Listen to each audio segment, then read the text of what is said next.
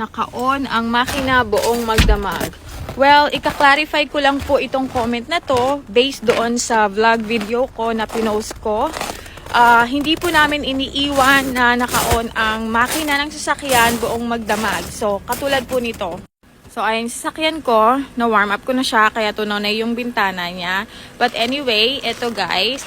So, ayan, nakasaksak yan buong magdamag. Bakit po ba namin to ginagawa guys? Dito kasi sa amin sa Nome, Alaska or sa mga nagyayalong lugar sa buong Alaska, yung mga sasakyan kasi dito merong black heater sa loob.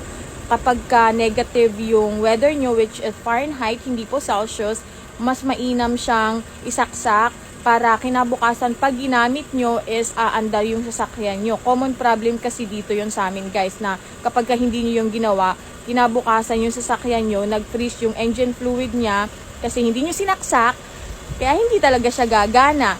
So, nangyari na sa akin yun. Pasok tayo sa loob, napakalamig. Oh my God.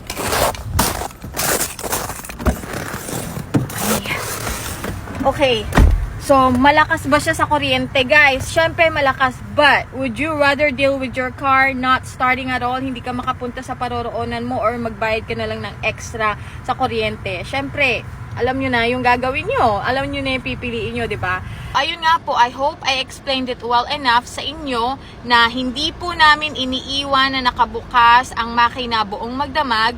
Pina-plug in lang po namin siya para yung engine fluid is hindi siya mag-freeze para magamit namin siya kinabukasan. So, yun lang. Bye!